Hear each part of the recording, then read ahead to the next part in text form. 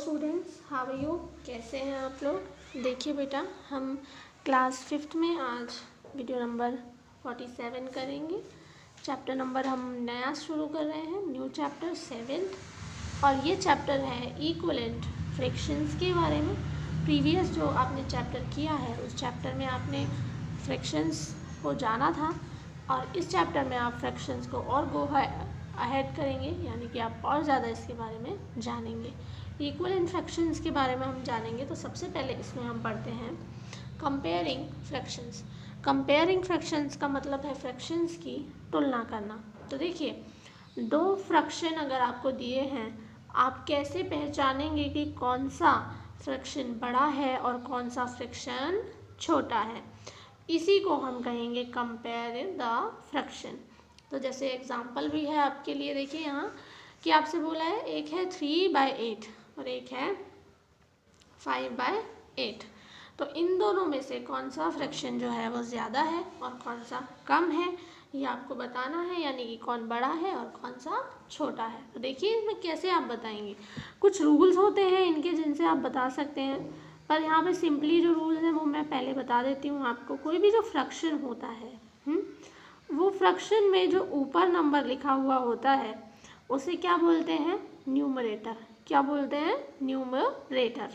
और जो नीचे वाला है उसे क्या बोलते हैं? डिनोमिनेटर। क्या बोलते हैं बेटा? डिनोमिनेटर। अब जब भी ऐसा होता है कि अगर डिनोमिनेटर दोनों नंबर्स का सेम है, देखिए यहाँ पे जैसे एग्जाम्पल में है ये भी 8 है और ये भी 8 है, तो यानी कि डिनोमिनेटर दोनों का सेम है। ऐसा कभी भी जब हो कि डिनोमिनेटर्स तो सेम है और न्यूमरेटर अलग अलग हैं, तो बड़ा कौन सा फ्रैक्शन होता है? जिसका न्यूमरेटर बड़ा होगा। ठीक है, यानी कि अगर डिनोमिनेटर सेम है और न्यूमरेटर्स अलग हैं तो जो न्यूमरेटर बड़ा होगा वही डिजिट पूरी बड़ी होगी। तो इस तरह से आप कर देंगे। ठीक है, क्या हो जाएगा कि आपका जो 5/8 है वो बड़ा है। अब अगर हमने इस तरफ 5/8 लिखा है तो इस तरफ साइन लगाएं, और इस तरफ 5/8 लिखा है तो इस तरफ साइन लगा दीजिए। 5/8 आपका बड़ा होगा। इसी तरह से इसमें एक एग्जाम्पल और है जो देखिए 4/9, 7/9। 9 है दोनों में, इसलिए न्यूमरेटर जो बड़ा होगा वही डिजिट बड़ी भी है, यानी 7/9 जो है वो बड़ा होगा।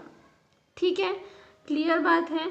अब बात कर लेते हैं इक्विवेलेंट फ्रैक्शंस क्या होते हैं, यानी कि ऐसे जो है ना फ्रैक्शंस जो हमेशा इक्विवेलेंट रहें, टेबल वाइज चलें।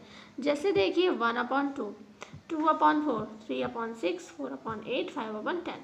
अगर आप इन्हें सिंप्लीफाई करके देखेंगे तो बेटा ये हमेशा 1/2 के जैसे ही आ जाएंगे। इक्विवेलेंट फ्रैक्शन का मतलब होता है ऊपर जो नंबर है उसकी टेबल, नीचे जो नंबर है उसकी टेबल। देखिए तो ये 1 की टेबल है ना, 1 2 2, 1 3 3, और इसी तरह 2 2 4, 2 3 6। तो इस तरह के जो फ्रैक्शंस होते हैं इन्हें आप इक्विवेलेंट फ्रैक्शंस कह देते हैं।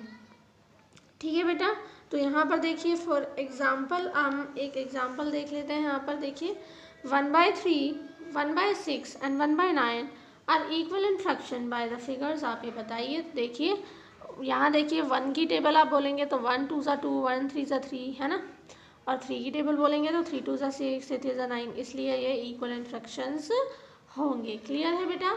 इसी तरीके से एग्जाम्पल 4 भी है जो आप करिए। आप बताइए 2/3, 4/6 और 6/9 इक्विवेलेंट फ्रैक्शन है या नहीं? तो देख लीजिएगा टेबल इनकी, अगर ऊपर वाली टेबल और नीचे वाली टेबल सही से चल रही है तो इसका मतलब ये इक्विवेलेंट होंगे। क्लियर है बेटा? आगे हम नेक्स्ट वीडियो में पढ़ेंगे। Thank you.